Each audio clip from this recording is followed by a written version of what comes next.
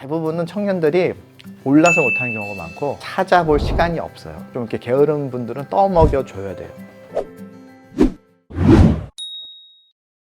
오늘의 교회에서 지금 장로로 심호하고 있는 이상헌입니다. 반갑습니다. 지난 14년 동안 8개설을 창업하고 운영하고 실적이 안 좋거나 일이 끝났으면 또 엑시트를 하면서 경영자로서의 여러 가지 일들을 같이 감당하고 있습니다.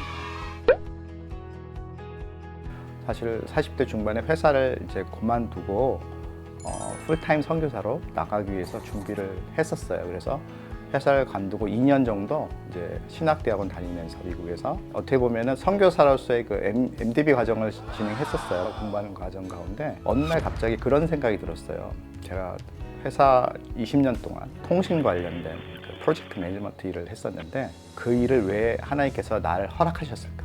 지금 완전히 예전의 경력을 다 버리고 새로운 걸 하는 거였잖아요. 그래서 이런 생각을 어느 날 하게 되면서 이제 기도를 하고 있었는데 그러면서 이렇게 주시는 말씀이 너가 지난 20년 동안 이 일, 네가 너의 적성에 맞다고는 할 수 없지만 네가 열심히 했던 이 일을 하게 된 계기는 지금 이때를 위함이다. 너가 선교사로 나가고 하는 것이 나를 위함은 내가 알고 있는데 일반적인 트래디셔널한 선교사가 아니라 비즈니스를 통해서 네가 나를 섬겨주기를 원한다. 또 선교지를 돕기를 원한다. 근데 원래 회사의 설립 목적이 선교적인 선교를 위한 회사를 만드는 게 첫 번째 목적이었어요. 특별히 이라크에 가서 많은 사람들이 이제 선교사님들이 가서 복음을 전하잖아요. 근데 이 복음이 전해서 현지 분들을 이렇게 복음을 받아들여요. 이분들이 크리스찬으로 삶을 살다 보면 어떤 문제가 생기냐면 특히 이슬람권 나라에서는 자기들의 공동체에서 쫓겨나요. 좀 극단적인 경우에는 그 공동체에서 쫓겨날 뿐만 아니라 직장에서도 다 쫓겨나요.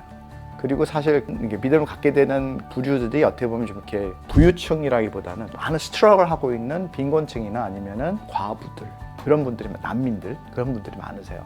그래서 저는 어떤 디자인을 했었냐면은 거기서 선교지에서 비즈니스를 만들고 이분들에게 잡을 줘야겠다. 이것을 위해서 미국에다가 진짜 그 중심이 되는 회사를 만들고 이 회사를 통해서 그 나라의 어떻게 보면 브랜치라든지 연관된 그 사업체를 만들고 미국에 있는 모 회사의 이름 브랜드와 파워로 말미암아 이 사람들이 여기에 살지만은 좀 더 프로텍트하게 될 수 있는 그런 상황을 해야겠다는 게 처음에 디자인이었어요. 근데 이제 문제는 이제 재정 규모가 커지게 되다 보니까 이걸 개인이 소위 몇백 불, 몇천 불 하는 수준이 아니라 몇십만 불, 몇백만 불의 펀드를 조성을 하게 되더라고요. 그럼 이 부분을 어떻게 할 수 있을까 하다 보니까 이게 좀 클리어하고 투명성 있게 하겠다 그래서 non-profit organization이죠. 그래서 재단을 만들게 됐어요. 그 재단을 만들어서 돕는데 어떻게 돕냐면은 가능하면은 교회에서 하기 힘든 프로젝트를 해야겠다 생각을 했어요. 그 교회에서 하기 힘든 프로젝트가 뭐가 있냐면요, 롱텀 규모도 규모지만은 길게 커미트하고 가야 되는 프로젝트들 5년, 10년인데 타겟이 뭐였냐면 이제 학교와 병원이었어요. 그 재단을 만들기 이전 했던 게 사실 개인적으로 쭉 해왔던 게 파키스탄이었어요. 13년 전인 것 같아요. 13년 전에 가서 학교를 세우는 거를 이제 지원을 하고 좀 시기가 지나서 병원 세우는 것도 지원을 하게 되면서 파트너십을 맺은 거죠.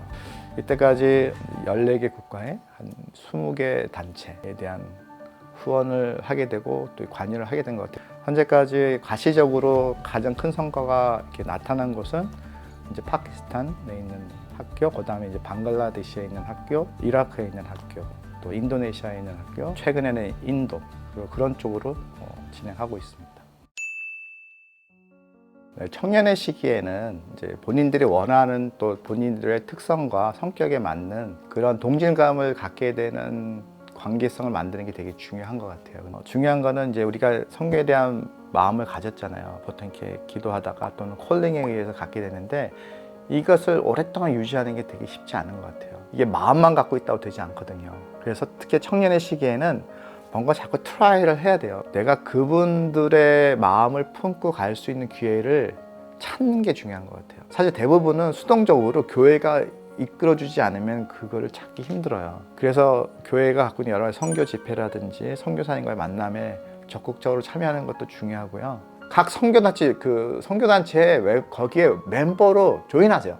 미국 단체라든지 국제 단체라든지 한국 단체라든지 자기한테 맞는 선교 단체에 그 멤버십으로 좀 가입을 했어요. 이게 뭐 이렇게 항상 같이 있는 게 아니라도 뭐 뉴저지 온누리 교회 안에서만 해야지 이런 배려만 좀 낮추면은요 되게 많습니다. 권장드리고 싶은 게 청년들한테는 자기의 재정과 시간과 마음을 같이 드릴 수 있는 그런 선교지 또 선교사님들하고 컨택을 유지하는 게 되게 중요하다고 해요. 저도 그거부터 시작했던 것 같아요. 젊어서 벌써 이제 저는 이제 IT에 한 아이를 어려서부터 이번에 지금 19살 이번에 대학교 들어갔어요. 대학교 들어갔는데 오랫동안 유지했죠. 대부분은 청년들이 올라서 못하는 경우가 많고 두 번째는 찾아볼 시간이 없어요. 좀 이렇게 게으른 분들은 떠먹여 줘야 돼요. 떠먹여 줘야지 그게 되거든요. 근데 이제 중요한 거는 우리가 우리의 그 마음을 유지하는 게 참 중요한 것 같아요. 그러기 위해서는 이런 마음을 같이 품고 있는 청년들이랑 깊은 교제권을 가져가셔야 돼요. 그게 가장 중요한 것 같아요. 저도 이렇게 할 수 있던 이유 중에 하나가 저희 아내였던 것 같아요. 저희 아내와 그 청년 때 가졌던 그 마음을 같이 공유를 했고 지금도 공유하고 있어요. 그래서 저는 이렇게 농담으로 말씀드리면은 비전이 같은 동반자를 만나라 또는 이렇게 그런 메이트를 만나라 뭐 같은 주 안에서 비전을 갖고 있는 친구들 또는 이성 그걸 통해서 선교에 대한 비전을 같이 혼자 하지 말고 같이 발전시켜라. 이제 권면드립니다. 우리 청년들.